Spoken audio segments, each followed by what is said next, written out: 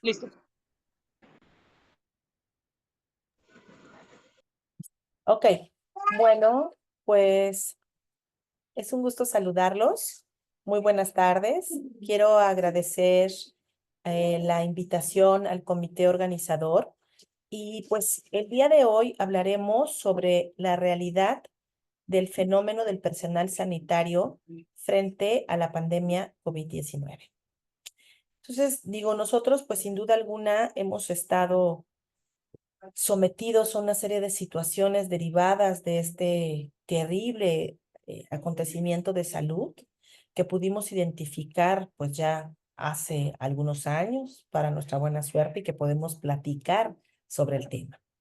Sin duda alguna, la gestión de las demandas que se derivaron de la presentación de esta serie de casos realmente incuantificables con procesos infecciosos derivados del virus del SARS-CoV-2 puso a prueba al sistema de salud a nivel mundial, hasta el punto de identificarse y de demostrarse que para ciertos escenarios en diferentes países en todo el mundo, la atención a la salud fue totalmente insuficiente derivado de la demanda requerida por este proceso viral.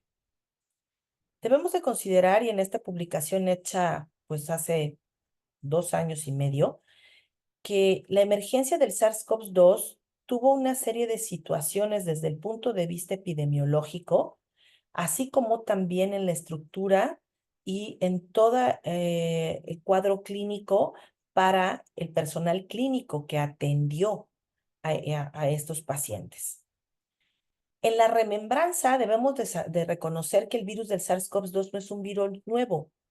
Existen unas cepas que todas son familias, como fue un brote que hubo de un coronavirus en donde pues para 2002 se identificó y generó una serie de procesos infecciosos de vías respiratorias bajas y posteriormente para 2012 en la forma de presentación de MERS-CoV-2 también produjo procesos infecciosos en grupos poblacionales principalmente en Asia. Para 2019, que es cuando inicia esta situación a nivel mundial, se identificó de forma de primera intención un brote de neumonía en Wuhan, en China, que era de etiología aparentemente desconocida y que para diciembre de 2019 fue declarada como una emergencia de salud. Esto hizo que a nivel mundial, en la primera semana de enero, pues hubiera ya este estado de emergencia por este proceso infeccioso de carácter viral. Así pues, a 3 semanas de la alerta inicial, ya existían casos en China, en Tailandia, en Japón y en Corea.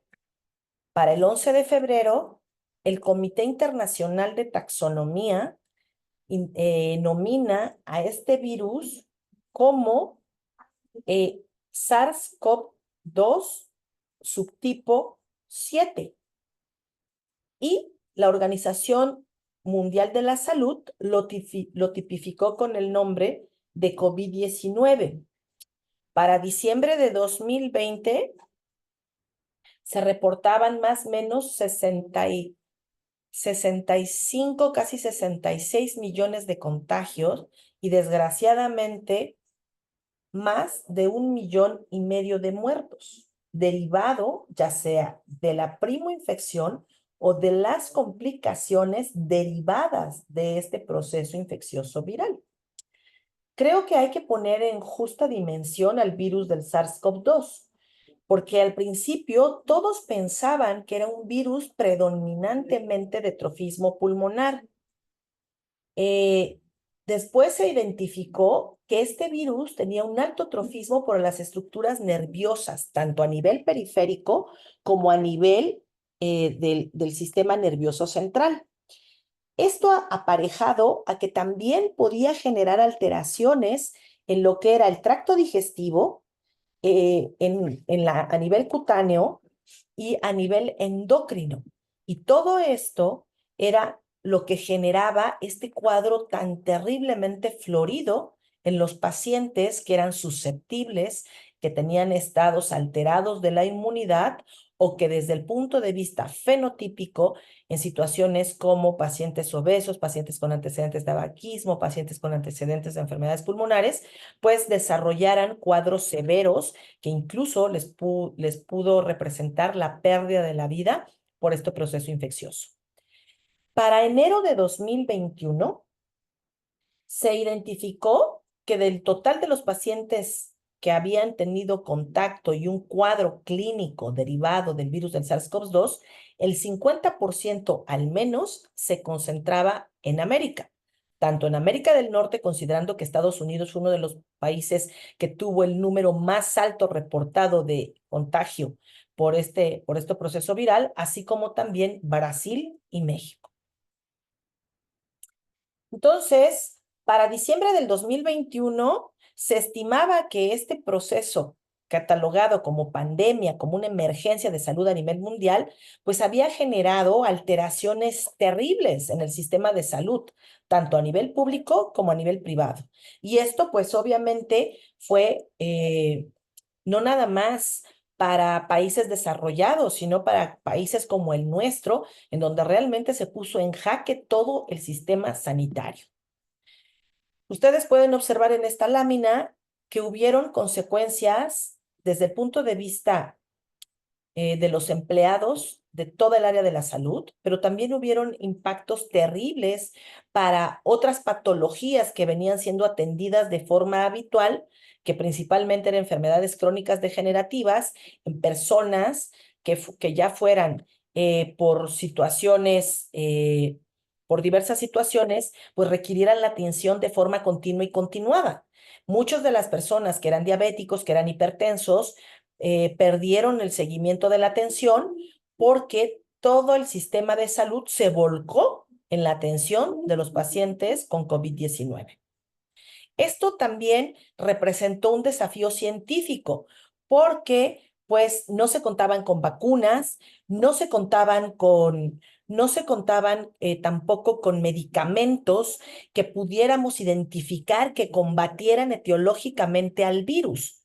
Habían tratamientos sintomáticos, pero para ese momento todavía no existían los tratamientos encaminados a poder combatir de forma inicial al virus para contrarrestar la historia natural y que esto modificara los desenlaces en salud de las personas que tenían pues estos procesos infecciosos, ¿no?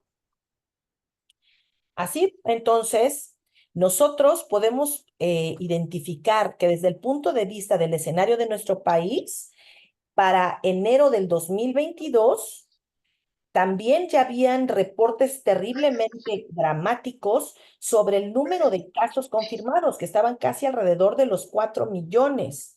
Eh, También teníamos considerado, si alguien puede apagar su micrófono porque lo escucho en el fondo, muchas gracias. Para ese momento, para enero de 2022, ya se contaban con casi 300,000 fallecidos derivados del virus del SARS-CoV-2 y pues para ese momento también estábamos considerando que éramos el cuarto país con más casos detectados desde el punto de vista diagnóstico, pero que al final del día también era infradiagnosticado, porque hubieron muchos casos más allá de los que se reportaron en nuestro sistema de salud. Entonces, todo esto generó implicaciones desde el punto de vista económico, sin duda, implicaciones desde el punto de vista incluso de la política pública, también desde el punto de vista de la estructura organizacional, desde una clínica de primer contacto hasta toda la estructura sanitaria a nivel global. Entonces, todo esto pues generó una serie de situaciones muy complejas que fueron derivadas en que las personas que estaban en los cargos, tanto desde el punto de vista directivo como operativo de las unidades hospitalarias que atendían pacientes con COVID, una, abandonaran su trabajo; dos, entraran en burnout; tres, tuvieran una serie de conflictos desde el punto de vista ético por la operatividad, cómo se desempeñaba para ese momento. Entonces, esta es una publicación bastante reciente, hecha a finales del 2023, donde se evaluaba la planeación, la respuesta política, así como también las acciones en Latinoamérica y en los países del Caribe con relación a la atención de los pacientes con un diagnóstico de COVID-19. ¿Y qué se observó? Que de acuerdo a este estudio publicado, pues se identificaron dos aspectos principales para una gobernanza adecuada con relación a los recursos humanos que eran indispensables para permitir una respuesta ágil ante esta emergencia. Primero, se había determinado que alinear los objetivos entre el sistema de salud a nivel de la macrosalud para poder regular y producir una política específica para la atención de estos pacientes era fundamental, lo cual hasta ese momento no estaba tipificado en ningún país para Latinoamérica.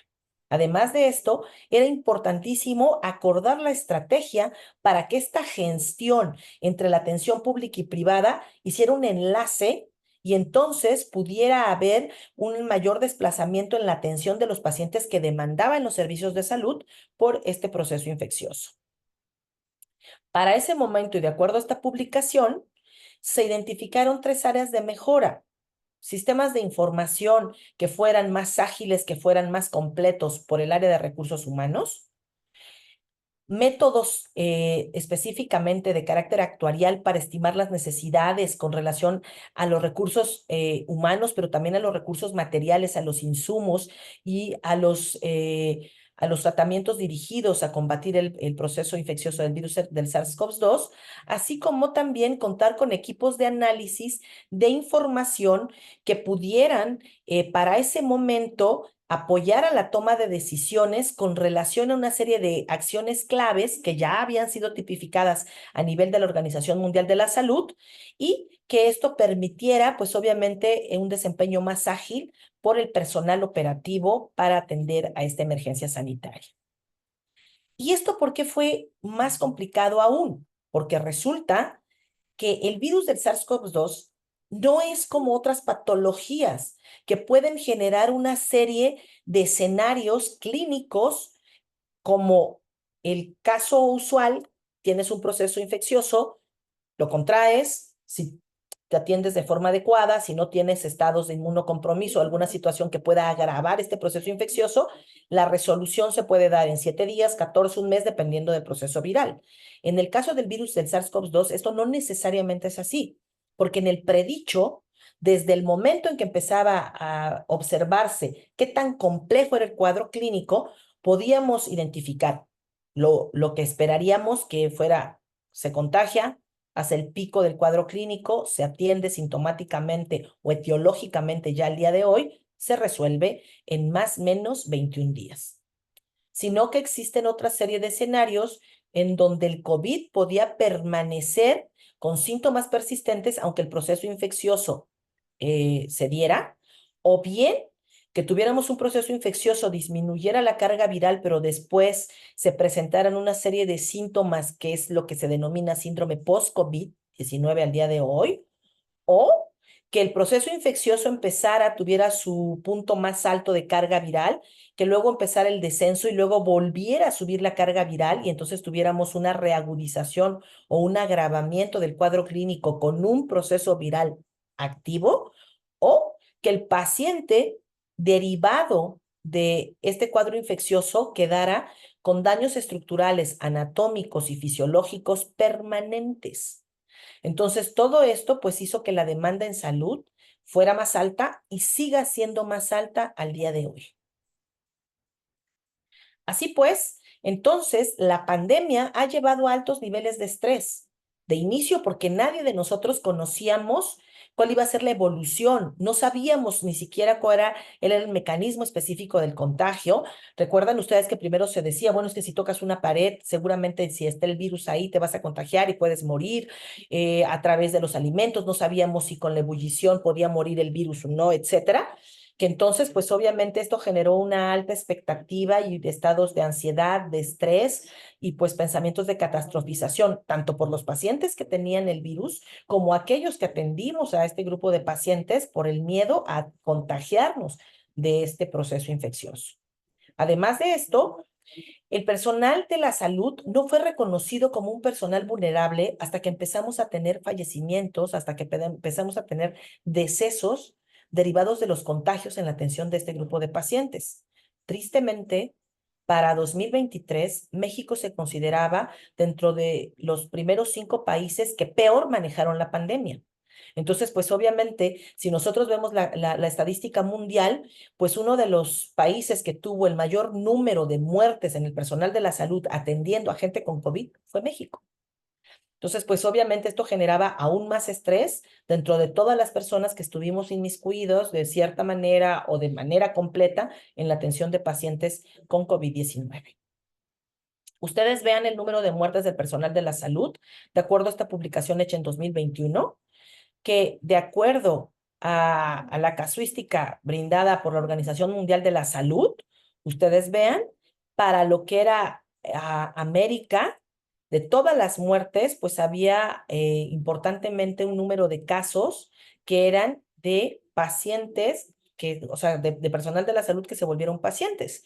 Y dentro de ellos, pues México fue uno de los que tuvo los niveles de decesos más altos.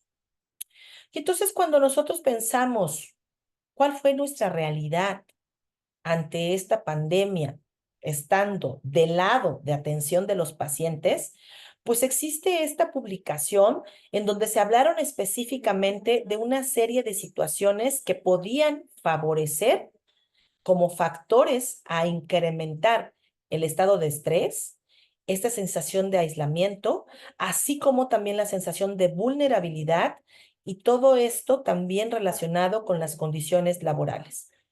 Ustedes vean, desde el punto de vista de la atención a la salud como tal, pues el número de casos de personas infectadas y de estos también en nuestra población la tasa de muertes fue muy alta, estuvo alrededor del 11 al 13% de la gente que ingresaba a una unidad hospitalaria con el diagnóstico del virus del SARS-CoV-2.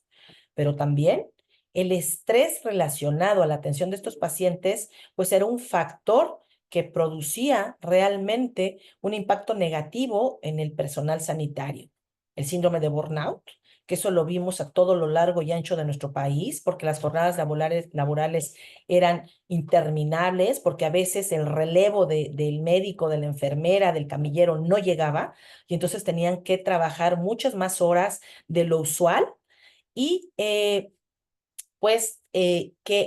algunas personas dentro de el personal de la atención a la salud ya tenían algún padecimiento de carácter psicoafectivo, como estados de estrés o estados de ansiedad o bien un estado de depresión que se exacerbó cuando pues tuvimos esta situación tan terrible. También, y desde el punto de vista de la esfera social y de la sensación de bienestar, la estigmatización de las personas que atendían pacientes con COVID fue terrible. No sé si ustedes recordarán en diferentes estados de nuestro país, eh, a las personas que iban vestidas de pijamas quirúrgicas, les aventaban cosas, los trataban como si tuvieran la peste bubónica, y pues esto fue terrible en el impacto desde el punto de vista de la sensación de bienestar de este grupo de personas de la atención a la salud, porque además de que estaban realizando un esfuerzo terrible, que tuvieron que abandonar muchas veces sus domicilios habituales o que dormían en el garage o que se mudaron a departamentos para vivir solos y no tener el temor terrible de contagiar a su familia si ellos adquirían también este virus, pues eran retribuidos de la peor manera posible, aislándolos y estigmatizándolos. Y esto pues era también iba muy de la mano con la discriminación social que se sufrió al inicio de la pandemia. Por otra parte, las condiciones de trabajo, por supuesto que distaron mucho de ser las idóneas. No contábamos con el material de protección indispensable como mascarillas de alta eficiencia, gogles, guantes, batas, etcétera. Y mucho menos contábamos con áreas aisladas, con regaderas para poder tomar una ducha después de estar horas y horas atendiendo pacientes con COVID. Entonces, todo esto, pues, aunado a lo que ya hemos mencionado y finalmente el contar con una deficiencia de recursos humanos enorme, con el no contar con los medicamentos, con los insumos, con cosas tan básicas como soluciones, punzocats para canalizar, etcétera, y mucho menos oxígeno y máquinas para ventilación mecánica en los pacientes que así lo requirieran, pues hizo una gran bola de nieve que impactó terriblemente a todo el personal sanitario relacionado con la atención de pacientes con COVID. Perdón. Entonces, todo esto hizo que el personal de la salud sufriera un desgaste orgánico y emocional terrible. Esto, pues, fue publicado prontamente desde que empezó la pandemia. Para el 2020 ya contábamos con publicaciones que denotaban todas estas situaciones tan complejas para las personas que estaban inmersas en este mundo. Entonces, ustedes vean, esta es una publicación muy seria que fue hecha en la revista Nature, en donde se evaluó el impacto de los trabajadores de la atención a la salud y cómo es que se quebrantaban ante la emergencia sanitaria COVID-19 en centros de atención terciaria o de alta especialidad en la India. Este fue un estudio que fue realizado en diferentes unidades de tercer nivel a lo largo y a lo ancho de este país, que dicho sea de paso es uno de los países más poblados del mundo. Entonces, ¿ahí qué se evaluó? Se evaluaron a más de 3,000 personas o trabajadores de la salud inmiscuidos en la atención de pacientes con virus del SARS-CoV-2 que estaban hospitalizados.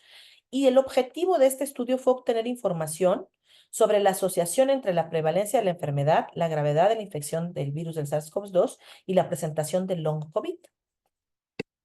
De ellos, de toda la gente que se evaluó del personal clínico, casi el total, como el 70% de la muestra, contaba con vacunas, es decir, 78,5. Se evaluaron cuántos pacientes habían presentado ya el proceso infeccioso y ustedes vean, al menos el 20% ya habían tenido un proceso diagnosticado con esta infección. De los trabajadores infectados al menos en una ocasión, el 75% de ellos no requirió hospitalización en la medida en la que ya contaban con la vacuna de prevención, mientras que el restante de esta población tuvieran, pero principalmente aquellos que no tenían la vacuna, habían requerido atención hospitalaria durante más o menos 9 días. Y de toda la población que había tenido al menos un proceso infeccioso con el virus del SARS-CoV-2, aproximadamente un 15% habían desarrollado signos y síntomas de long COVID. ¿Quiénes? Principalmente mujeres, aquellos que consumían alcohol y aquellos que tenían el tipo sanguíneo O positivo, B positivo. Además de esto, también se ha evaluado los problemas o los trastornos mentales y de comportamiento entre el personal sanitario durante la crisis sanitaria, cuando estaba en todo su esplendor, y ustedes vean qué era lo que pasaba con las personas de atención a la salud. Lo que se observó de forma más frecuente fueron alteraciones como la citoarquitectura del sueño. Muchos del personal de la salud reportaba insomnio, pero también referían depresión, estados de estrés postraumático y además de esto, también se identificaron ideación suicida, un incremento en el consumo de bebidas de tipo alcohólico, síndrome de ansiedad generalizada, incremento en el uso de tabaco y además de, en algunos casos, la utilización de drogas o sustancias con fines no médicos. Asimismo, en el área de especialización médica, los cuadros más prevalentes como problemas o trastornos mentales fueron insomnio y el consumo de drogas con fines no médicos. Por su parte, el personal en formación, como los estudiantes de medicina y psicología, el cuadro de trastorno mental más frecuentemente identificado fueron síndromes depresivos o depresión mayor diagnosticada como tal. En el área del personal de contacto de forma extrahospitalaria, es decir, nos referimos al personal paramédico, lo que describían de forma más frecuente era trastorno por ansiedad y somatización, así como ideación suicida y uso nocivo de alcohol y, finalmente, síndrome de ansiedad generalizada. Algo muy importante, lo que se identificó tanto entre los médicos generales o de primer contacto, así como los médicos residentes, fue un incremento en el agotamiento físico y en el agotamiento mental. Entonces, debemos de considerar que todo esto puede tener una implicación seria con la presentación de lo que nosotros denominamos el síndrome del gran quemado laboral o lo que es el síndrome de burnout. ¿Cuáles son los componentes en el personal de la salud durante la pandemia con relación a este síndrome? Principalmente eran expresados como cansancio emocional extremo, como sensación de despersonalización, así como esta sensación de aislamiento y soledad profunda, con cuestionamientos de carácter psicoafectivo, como ¿qué pasa si alguien de mi familia enferma? ¿Qué pasa si yo enfermo y los contagio? Y esto generaba sensaciones de miedo terribles y pues esto incrementaba el estado de ansiedad generalizada. Y algo fundamental, algo que contribuyó y se sabe y hoy lo sabemos claramente, que contribuyó importantemente a que existiera una alta tasa de síndrome de burnout entre el personal de la salud, era la falta de equipos de protección. Porque el hecho de que no hubieran un equipo adecuado al 100% no significaba que el personal de la salud no atendiera a los pacientes con COVID. Entonces, el riesgo, pero que aparte no era un riesgo potencial, sino era un riesgo latente, real, de contagiarse de este virus, pues era más alto que aquellos que contaban con todo el equipo de protección necesario durante la atención de pacientes infectados. Entonces, pues se hicieron una serie de encuestas y se aplicaron herramientas como el Maslach Burnout Inventory, que ha sido catalogado como el gold estándar para el diagnóstico del síndrome burnout, el cual es de fácil aplicación porque es de autoaplicación, y ahí lo que se evalúa como tal es la sensación de cansancio o de estar exhausto emocionalmente, esta sensación de despersonalización y la poca o pérdida de la satisfacción personal al realizar las actividades laborales que uno lleva de forma cotidiana.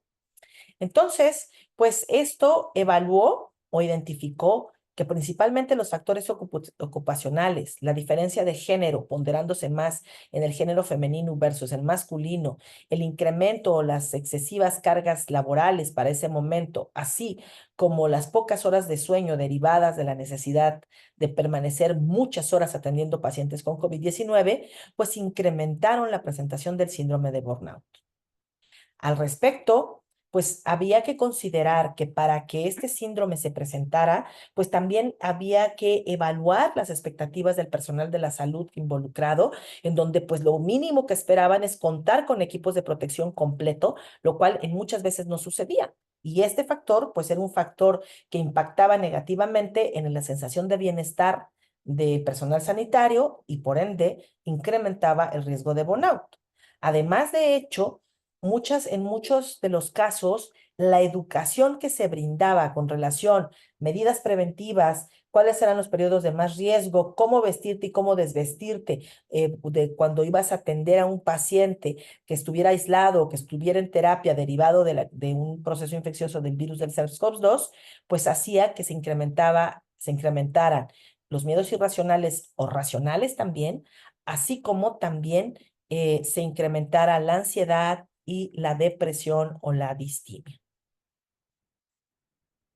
Entonces existen una serie de recomendaciones que también fueron publicados de hace ya algún tiempo, que fueron hechas con el fin primero y último de evitar el síndrome de burnout en el personal sanitario durante la pandemia de COVID-19.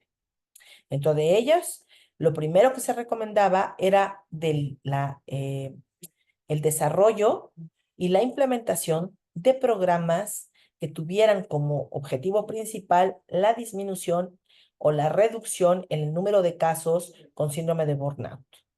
También existen una serie de recomendaciones con relación a qué técnicas pueden ser de gran utilidad al momento de tratar de disminuir el síndrome de burnout, como son la meditación guiada y el mindfulness.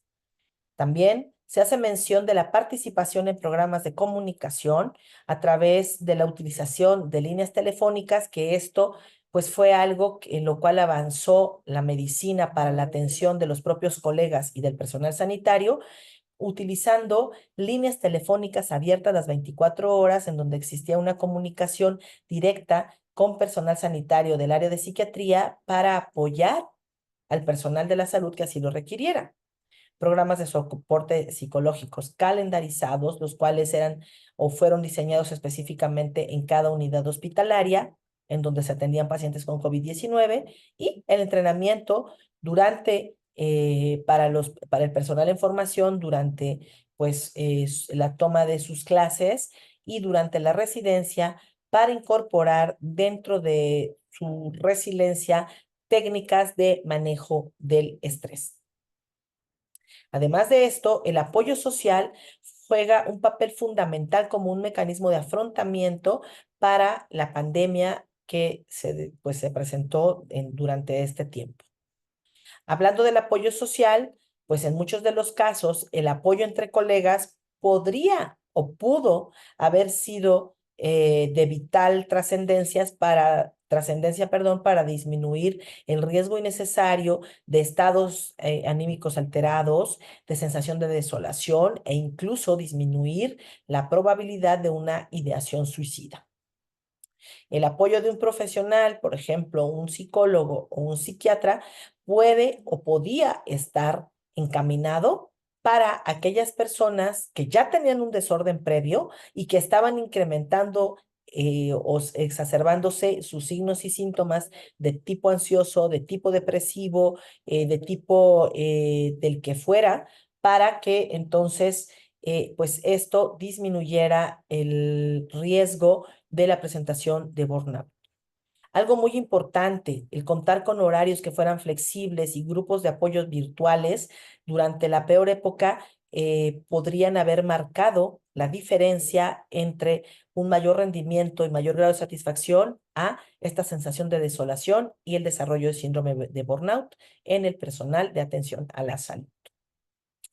Con relación a las directrices que se marcaron para ese momento para la atención de pacientes con COVID, pues derivado de que muchos de los procesos que requerían de atención fueron traslapados o fueron desplazados para atender a pacientes con COVID-19, se implementó algo que también fue de beneficio para la atención a los pacientes que viven en lugares remotos, que tienen dificultad para el acceso o para poder acudir a sus citas de forma presencial, y que se denominó telemedicina o telesalud o mobile health, realidad virtual, realidad aumentada, etcétera, en donde a través de diferentes opciones tecnológicas, que podía ser desde la utilización del celular para una videollamada, la utilización de una computadora a través de Zoom, como lo estamos haciendo nosotros, para una cita por telemedicina, pues ayudó a disminuir los requerimientos de los pacientes con COVID leve y de los requerimientos de pacientes que tienen enfermedades crónico-degenerativas y que necesitaban atención.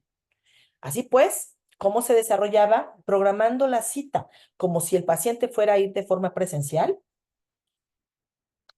Y así como estamos ustedes y yo en este momento, que pues tenemos un área específica para poder tener esta conexión y platicar sobre el impacto del COVID-19 en el sistema sanitario, pues también para brindar una cita por telemedicina en cualquiera de estas modalidades, pues se requiere de la utilización de una computadora, de una red de internet, de recursos complementarios para poder dar la atención de forma adecuada. Lo ideal es que se diera una cita, que de forma muy formal, como si fuera una cita presencial, el médico y el paciente se conectaran en el tiempo y forma estipulados, haciendo una entrevista en tribuna libre sobre los signos, síntomas y pues todos lo que dicen los pacientes, contar mis achaques, para después de esta tribuna libre hacer preguntas estructuradas para identificar la evolución de una patología ya diagnosticada previamente o bien de poder llevar a cabo un diagnóstico aun cuando al paciente no fuera explorado físicamente.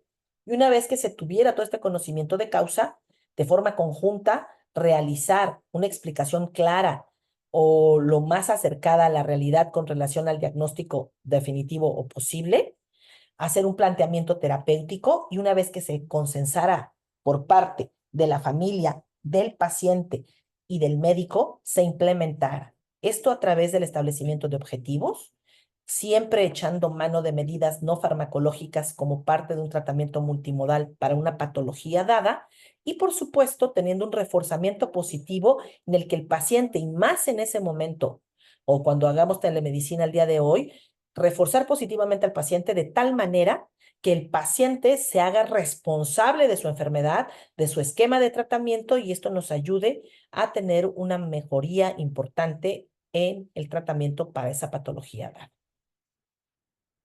Dentro de los mecanismos de afrontamiento recomendados específicamente para el personal que estuvo inmerso en la atención de pacientes durante la pandemia, pues existen diferentes puntos fundamentales, como este: prácticas personales, reducir la carga de trabajo o evitar el exceso de carga laboral, descansar y tomar al menos un descanso durante la atención de estos, de estos pacientes que son de alta demanda sanitaria, por cierto, así como también pensar positivamente, tener un estilo de vida saludable, realizar ejercicio de forma pautada y al menos 30 minutos 4 veces a la semana, comer bien, tomar antioxidantes y vitaminas. Y algo muy importante desde el punto de vista psicoafectivo, el que el personal de la salud se centrara o se centre en el altruismo y que realmente esté apasionado de su actividad laboral, pudo hacer más llevadero esta inmersión en la atención de pacientes con el virus del SARS-CoV-2-19. Algo fundamental: la mejoría en el patrón del sueño. Decíamos que muchos del personal de la salud tenía pocas horas de descanso y pues muchas menos horas de sueño. Entonces, dormir al menos 6 horas era algo que hacía que el estado inmunológico fuera competente, que el estado anímico no se decayera por la deprivación de sueño de forma constante y crónica, y por supuesto que esta sensación de descanso impactara positivamente en el bienestar tanto personal como laboral. La realización de actividades físicas, desde ejercicios realizados de bajo impacto en domicilio hasta la realización de ejercicios al aire libre, como podía ser correr, caminata, jogging, etcétera. Casi para finalizar, cuando hablamos entonces de las recomendaciones para el personal de la salud en el tiempo de esta pandemia, pues ustedes vean, primero que nada, tener claro cuáles son los mecanismos de acción del virus, cuáles son los posibles momentos de contagio, cómo pues, se podían mitigar. Contar con todo el recurso material y de insumos necesario, tanto para la protección personal como también para la atención de esas personas que requieren de cuidados médicos y la salud. El control de los tiempos, del tiempo laboral, del tiempo de descanso, del tiempo del paciente, etcétera. Terapia cognitiva conductual, mindfulness y en este caso los grupos Balin, cuyo objetivo primordial es que dentro del personal de la salud inmiscuido en la atención de este grupo de pacientes, todos ellos como núcleo de trabajo pudieran estar ante un experto de la salud mental y que todos ellos expresaran sus preocupaciones, sus temores y por supuesto también sus enfados y sus sinsabores para que de una manera simple, llana y concisa y obviamente en un charlas de adultos se pudieran llegar a acuerdos o a mitigar precisamente todos estos sinsabores y poder marchar todos hacia el mismo sentido de la atención de pacientes. Finalmente, la salud integrativa y complementaria también han sido considerados como puntos fundamentales dentro de las recomendaciones emitidas para el personal de la salud en tiempos de pandemia. Con esto, pues termino mi presentación y quedo muy atenta a sus preguntas y comentarios. Muchas gracias. Muchas gracias, doctora, por su presentación. La verdad, siempre es súper interesante retomar todo lo que vivimos en la pandemia y la verdad es que pues nos deja mucho aprendizaje esperando que no vuelva a suceder, pero probablemente va a pasar nuevamente. Ya hemos visto varios casos, pero hay que estar listos, ¿no? Al final del día, para todo lo que venga, desde temas evidentemente de salud, pero sociales, pero económicos. Entonces, siempre muy interesante lo que nos platica. Y bueno, no sé si hay alguna duda, una pregunta de parte de los asistentes que quieran hacerle a la doctora Rocío. Víctor. Sí, voy con el video. Ya. Hola, buenas tardes. Hola, buenas tardes. Gracias, gracias por lo que nos compartiste, pero no sé si fue una historia de terror o informativa, porque nada más de recordar, estuvo pues, tremendo. Pero de ahorita de todo lo que nos platicas, como que es algo que se puede aplicar o mucho para los cuidadores, sobre todo en el caso de una discapacidad adquirida, porque pues, yo le hallo mucho paralelismo así, en esta situación de emergencia o una situación que llegó, que no esperábamos, no estábamos preparados y pues llegó y nos envolvió. Como una situación de discapacidad adquirida, pues me llevo mucho para reflexionar, pero sí, le encuentro mucho paralelismo. Aquí en el pues, taller de cuidadores, no sé si pudieras hacer algún comentario en referencia a lo que estoy diciendo, que veo que muchas cosas se aplican, como los grupos de autoayuda, el autocuidado, sí, el personal de salud, ahora nosotros, los cuidadores de alguna persona con discapacidad o con alguna situación, pues aplica mucho para nosotros. Pero no sé si pudieras hacer algún comentario adicional. Claro, Víctor. Mira, la realidad es que como parte de mi formación académica, pues soy paliativista. Entonces, incluso hay una charla muy buena que tal vez podríamos cambiarla para el próximo diplomado que se llama ¿Quién cuida al cuidador? Porque eventualmente, y esto es tanto para el personal de la salud, pero sobre todo para los cuidadores que están en casa, que puede ser el cuidador primario, ya sea el esposo, la esposa, el papá, la mamá o el hijo, o cuidadores incluso contratados, en donde en algún momento de su vida, toda su vida gira alrededor del cuidado del paciente o de la persona enferma. Entonces, obviamente que esto modifica su estructura de pensamiento, modifica sus objetivos a corto y mediano plazo como desarrollo de vida de la persona que está inmersa en el cuidado de este enfermo y que desgraciadamente si en algún momento el enfermo pierde la vida, luego yo he tenido que atender a los cuidadores porque le pierden sentido a su vida. Dicen, bueno, ¿y ahora qué voy a hacer? O sea, no saben cómo continuar. Entonces existe un desgaste físico, un desgaste emocional. Se pueden observar trastornos desde el punto de vista psicoafectivo, desde un estado de ansiedad generalizada a estados de depresión profunda y de ideaciones suicidas, sobre todo cuando existe demasiada interacción entre el paciente y el cuidador. También, por otra parte, muchas veces, y ustedes no me dejarán mentir, a veces el paciente al que más maltrata es a su cuidador primario. Es así de no me haces caso y esto y el otro, porque es lo que tiene más cercano.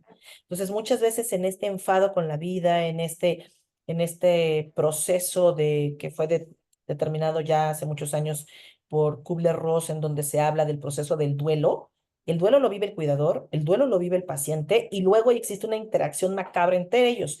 Entonces, sí, claro que todo lo que hablamos de mejoría en la citoarquitectura del sueño, de darse tiempo, de ser saludables, de no tener tanto consumo de sustancias enervantes como alcohol, psicoestimulantes o bien totalmente dañinas como el tabaco, que aunque puede saber muy rico, fumar es súper dañino para la salud y que además crispa los nervios de las personas que lo hacen cuando lo hacen con suficiente intensidad en el consumo diario, pues pueden ayudar a la mejoría en la salud física y mental de quien lo esté practicando, ya sea del personal de la salud, desde un médico, una enfermera, un camillero, hasta por supuesto los cuidadores, cuando estamos hablando de personas que cuidan a enfermos crónicos y que en muchos de los casos tienen enfermedades que pueden ser terminales como el cáncer, una enfermedad neurológica, etcétera. Entonces sí creo que hay mucho de lo que hemos hablado en este momento que se puede traspolar y también creo que hay peculiaridades muy importantes cuando hablamos de cómo cuidar al cuidador, porque dentro de las urgencias paliativas tenemos algo que se denomina agotamiento familiar o el agotamiento del cuidador, donde el cuidador dice, ¿saben qué? Yo ya no puedo más, voy a dejar aquí al paciente y ahí nos vemos. Yo llevo muchos años trabajando en una institución pública que atiende pacientes con cáncer y anteriormente, ahorita ya no tanto, pero anteriormente veíamos cómo los pacientes eran depositados porque tenían algún tema que requería manejo hospitalario y el cuidador nunca regresaba por su paciente. Entonces creo que todo esto, pues, son temas muy interesantes que tienen muchísimos puntos, muchas aristas que hay que considerar y que por supuesto que cuando el cuidador conoce de esto y cuando el paciente se hace consciente también de cuáles deben de ser los límites en las demandas y en las exigencias a su cuidador, ya sea médico, enfermería o un cuidador familiar, pueden modificar este binomio en la relación y pueden llevar a buen puerto lo que sea tanto para el paciente como para el cuidador.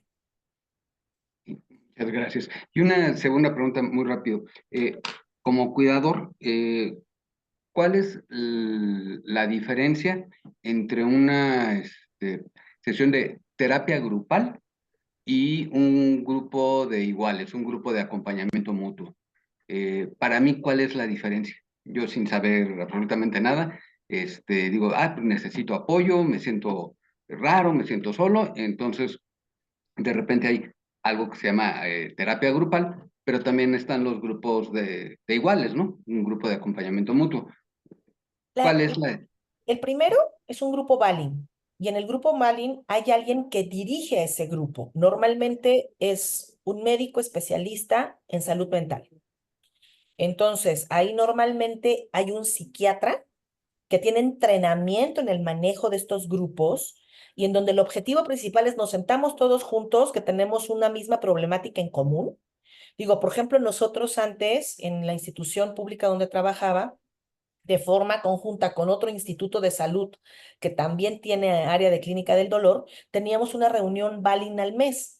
Entonces, toda el área de dolor de mi hospital, nos íbamos al otro hospital y nos sentábamos. Entonces platicábamos, no, pues es que a mí me desgastó mucho un paciente porque estaba muy joven y lloraba y la mamá estaba destrozada, pero además de esto no tenían dinero, entonces yo terminé poniendo en mi bolsillo, porque eso lo viví yo. O sea, no lo estoy hablando de otras personas, lo viví al inicio de mi carrera como algóloga paliativista. Y entonces eso a mí me causaba mucho estrés. Pero como cada uno de nosotros tenemos diferentes perfiles de personalidad, yo lo manifestaba me manifestaba enojándome. Y entonces, pues ahí el psiquiatra decía, no, a ver, tú estás así porque te sientes triste, porque pues ves como la desesperanza, bla, bla, bla. Entonces lo que tienes que hacer es no involucrarte, no puedes estar sacando dinero de tu bolsillo para cada paciente que no tenga recursos, porque entonces, pues, o sea, ¿qué te vas a volver la Madre Teresa de Calcuta, etcétera? Ese es un grupo válido, en donde hay alguien que rige la sesión, normalmente se hace de forma mensual, y en donde todo el personal de la salud cuidadores, enfermeros, o sea, los que quieran asistir, que nosotros íbamos de forma obligatoria, no es que quisiéramos. O sea, nos daban una hora para poder ir. Entonces, te servía mucho, o incluso cuando habían asperezas entre el personal de la salud, pues era así de, no, pero es que tú dijiste, pero es que yo sentí, pero es que no quisiste atender a mi paciente, al psicólogo, etcétera. Y entonces había como una mediación y entonces era así de, bueno, ya nos queremos mucho y ya nos vamos. Ese es un grupo de terapia dirigida o grupo Balin. Y un grupo de iguales es donde llegan, se juntan platican todos y no necesariamente van a obtener una resolución del tema, simplemente que hay una descarga de la emoción a través de la conversación. Muchas veces la gente inmersa en una situación, al momento de verbalizar su enfado, al momento de verbalizar su tristeza, su preocupación, su desolación, el simple hecho de escucharse a sí mismo, pero en voz alta, hace que tenga una reformulación o un replanteamiento del sufrimiento, de lo que los acongoja en ese momento. Y entonces esto también es terapéutico, pero no necesariamente porque alguien más le diga, oye, no, ¿sabes qué? Que mira, porque tal vez si nadie tiene una preparación lo suficientemente alta, incluso pueda ser perjudicial. Pero si se comparte a manera de desahogar las penas, como en un grupo de amigos que se van y se toman una cerveza y todo el mundo se queja de que la esposa los obliga a mantener la casa limpia, pues sea más llevadera la situación y entonces esto haga que puedan seguir funcionando. Gracias. Con gusto. Muchas gracias, doctora. No sé si hay alguna otra duda. Sí, yo quisiera saber, buenas tardes, soy Cristela Maya. Hola, yo quisiera saber si hay algún documento en México que comparta esto, o sea, que he visto, ¿no? Que sí hay documentos, pues, científicos, libros, pero no sé si haya como un protocolo, por ejemplo, para los que estudian medicina o a nivel Secretaría de Salud, que prevea esto, ¿no? ¿Sí? O sea, por ejemplo, dentro de las guías de práctica de cuidados paliativos existe un rubro, o sea, esto fue publicado ya hace tiempo, y existe un rubro que es como para la parte psicoafectiva del personal de la salud. La verdad es que no me he dedicado a revisar esto a últimas fechas, pero sí, claro que existe. Incluso yo fui revisora externa de la primera guía de atención o de práctica clínica que fue publicada en 2011 de cuidados paliativos por parte de la Secretaría de Salud en nuestro país.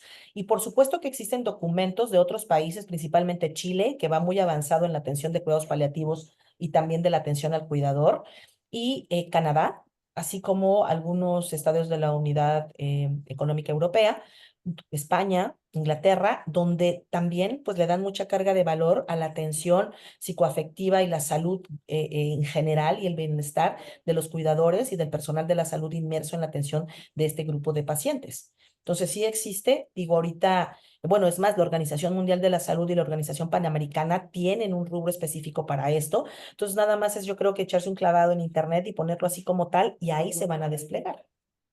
Ok. Bien, porque por ejemplo, hoy estaba revisando la ley para las personas mayores, ¿no? De los derechos de las personas mayores. Ajá. Y la ley está muy buena, pero pues creo que hay muchas cosas que pues se quedan en la letra, ¿no? Eh, Respecto de las personas cuidadoras, ¿no? Ujú. Entonces, me da gusto, lo voy a buscar y, y pues porque al final el ámbito de las personas cuidadoras es muy amplio, ¿no? Entonces, le agradezco mucho. De que con mucho gusto. Y sí, sin duda. O sea, hay diferentes publicaciones. De hecho, em, tengo un libro que se llama Cuidados paliativos en el paciente oncológico y ahí tocamos el tema de la futilidad, del encarnizamiento y todo esto que muchas veces para los cuidadores también es terrible, en donde el personal de la salud dice, no, es que hay que ponerle otra quimioterapia y el paciente casi está en paro y entonces el cuidador dice, no, a ver, espérame, ¿para qué lo haces? Ya no es necesario. Y entonces esta disparidad entre la atención del paciente, el paciente y el cuidador que no van en sincronía, eso genera muchas veces estados de ansiedad generalizada en quien cuida a los pacientes. Entonces creo que esto son temas tan amplios y tan profundos que pues hay tratados al respecto, pero creo que de forma práctica conocer los lineamientos, conocer también las responsabilidades y los derechos de precisamente los cuidadores puede ser fundamental, porque y debo de decir que México es el segundo país que tiene que tiene mayor avance en Latinoamérica con relación a todo lo que es la esfera de cuidados paliativos en Latinoamérica, solo después de Chile, porque nosotros ya contamos con ley de cuidados paliativos, ya contamos con ley de voluntad anticipada, ya existe la NOM, la normatividad del 2011 y luego la que fue ajustada, etcétera. Entonces, creo que es más bien que a veces nosotros no lo conocemos y pues si no conoces algo, no lo puedes aplicar. creo que por eso también yo cada año participo gustosamente en esto, porque creo que es muy importante, porque al final del día, pues no nada más el paciente sufre, también los cuidadores sufren. Y creo que esto es un binomio fundamental para llevar a buen puerto al paciente, ya sea para que se recupere o para que fallezca, pero que sea de la mejor manera en el tránsito posible. Muchas gracias. Al Muchas contrario, gracias. ustedes. No sé si hay alguna otra duda o pregunta. Todo bien. Ok, pues entonces, pues muchas gracias y estamos en comunicación. Hasta pronto. Muchas gracias, doctora. Que tenga un buen día. Gracias. Gracias, buenas noches. Buenas Muchas noches. gracias, buenas noches. Buenas noches.